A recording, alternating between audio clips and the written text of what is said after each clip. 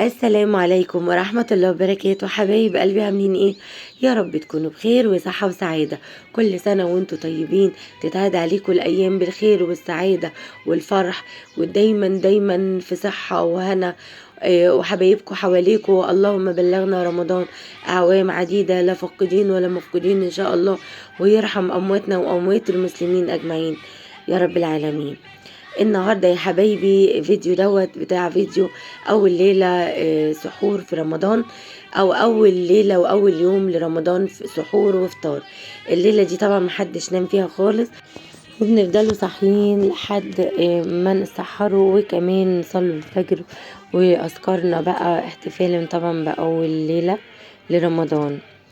وكل سنه وانتوا طيبين. في حاجات مهمة طبعا لازم في السحور ما تنسيهاش. لو مش هتاكلي اي حاجة دي لازم تبقى موجودة، زي طبق الفول، زي الزبادي. الفول طبعا لانه حقيقي بيشبع جدا، يعني بياخد وقت كبير على ما يتهضم، فعشان كده حسسك بالشبع لمدة طويلة. والزبادي بيرطب على القلب وبيمنع العطش، والبيض كمان لان طبعا بيبقى كله بروتين. دي حاجات اساسية في سحورك، لو مش هتجيبي اي حاجة تانية لازم دول يبقوا موجودين. وفي بقى حاجة تانية عايزة اقولها لكم، توفر عليكم مجهود، لان انتوا عارفين اليوم قصير في رمضان، لان المغرب بيأذن على 6 إلا 10 او إلا 5 على حسب المحافظة يعني. في بيأذن إلا 10، في بيأذن إلا 5. احنا مثلا بينا وبين القاهرة هنا في محافظة البحيرة 5 دقايق. ففي حاجات لازم تحضريها قبلها بيوم، زي البطاية الحلوة اللي انا وريتها لكم دي، كنت متبلاها قبلها بيوم. زي تسبيكة المحشي محضرها قبلها بيوم، الخضرة مقطعاها قبلها بيوم. فدي حاجات وفرت عليا كتير يا بنات. المهم جبت بقى حلة كبيرة، حطيت يعني قطعة سمنة فلاحي صغننة. بحب اشوح الفراخ او البط قبلها كده بقطعة سمنة فلاحي. وبعد كده الحلة تكون سخنة، تعمل زي ما بيقولوا كده الصدمة الأولانية، وتقلبيها شمال ويمين لحد البطة أو الفرخة معاكي ما تبدأ تغير لونها، وتكوني مسخنة شوية مية حلوين ونازلة بيهم. أهم حاجة المية تغطي البطاية بتاعتك أو الفرخ. ما تنسيش بقى بصلتين حلوين، جزرتين حلوين، طماطمتين حلوين زي تنزلي بيهم، وملحك وفلفلك. أي نعم، البطة كانت متبلة بالبصل وفلفل وملح قبلها بيوم، بس برضو لازم احط بصل وجزر وطماطم كمان. والتسبيكة هي كانت جاهزة، والخضرة، ويدوبك غسلت الرز بس وصفيته، وقمت جاية حطاهم على بعض. مش عايزة اقول لكم الحاجات دي وفرت عليا وقت قد ايه. بس كده الخلطة جاهزة معايا. وكمان كان عندي الكرنب متقطع جاهز، انا ببقى عاملة حسابي، واكون طبعا مخزنة كرنب قبلها وورق عنب. فيدوبك بطلعهم بس يفكوا، واقوم جايه بقى حاطه كل حاجتي يدوبك على الحشو. فلما تعملي الحاجات دي من قبلها وتكوني مجهزاها قبلها بيوم او كذا يوم، زي الكرنب والورق العنب بيكونوا عندك مخزناهم، ورق العنب في اوانه تكوني مخزناه، والكرنب تكوني عامله حسابك برضو ومفرزاه يعني عندك. فده يدوبك طلعي يفك ووفر عليكي وقت. وانا قبلها بيوم كنت مجهزه التسبيكه والخضره.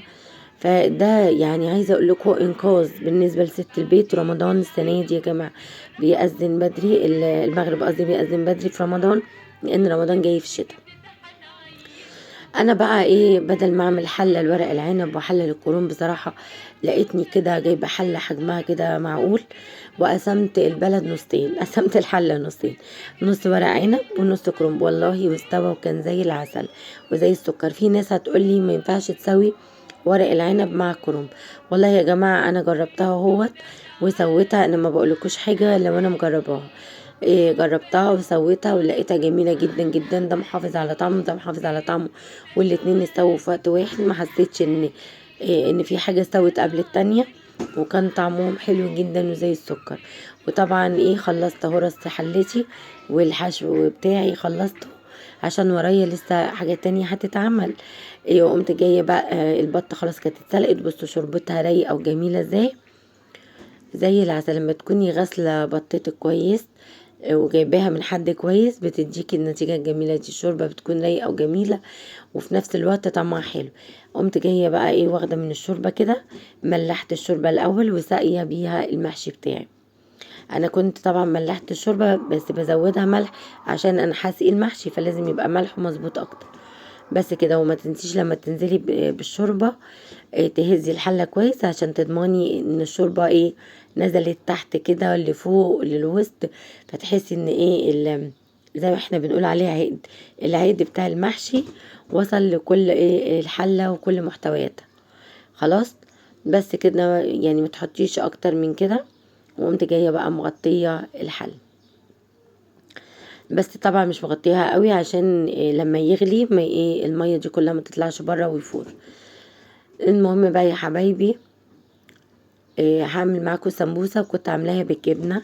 كان عندي جبنة كده خزين حلوة مملحة شوية وجبنة تركي، خلطتهم على بعض وجبت بقى السمبوسة برضو كانت فكت. وبدأت بقى ايه احشي معاكم، كلكم شاطرين تعرفوا تحشوا السمبوسة. بس انا حبيت ايه اشارككم يومي البسيط الجميل. يا رب الفيديو يكون عجبكم. حتى مرضتش اطول الفيديو معاكم مع انه كانت احداثه كتيره، بس حاولت بقدر الامكان ايه اني اوفر وقت عليكم. وعملت كمان باللحمه المفرومه برضو دي كنت معصجاها. وده بقى كان الشكل النهائي للاكل يا حبايبي بتاعي. كنت جايبه صينيه جميله اللي شفتوها في الاول دي برضو رمضان نفعتني بصراحه ونفع ربنا في السحور وفي الغدا. حطيت بقى حله المحشي. طبعا عايزه اقول لكم رغم اني كنت محضره كل الوقت ده وموفرة على نفسي خطوات كتير عشان اوفر وقت، برضو المغرب أذن واحنا بنحضر لسه ترابيزتنا الجميلة بتاعت فطارنا. والله العظيم بقيت كده اغرب بسرعة بسرعة. حطيت حلة المحشي، كنت نفسي اصور معاكم اللقطات دي. حلة المحشي كانت جميلة قوي لما استوت. حطيتها كده في الصينية وحطيت البطاية الحلوة دي محمرتها. كنت برضو دهناها معلقة صلصة وشوية لبن، او لو عندك قشطه برضو ينفع تدهني بيها، ومعلقه سمنه فلاح.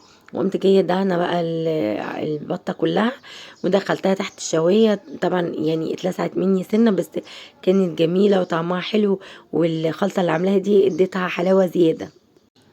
وبالنسبه بقى للسمبوسه كمان انا ما حمرتهاش في الزيت، انا برضو دهنتها سمنه وشويه لبن. وقمت جايه مدخلاها وهي كمان تحت الشوايه وهي ما بتاخدش وقت في التسويه. ومش عارفه تلاقيت بصب العصير اتلسعوا بس الحمد لله لحقتهم والله. كان طعمهم حلو، ده ما غيرش برضو من طعمهم، كان تحفه بصراحه يا بنات. الحمد لله ان احنا اللي هناكل. كل سنه وانتم طيبين، يا رب الفيديو يكون عجبكم.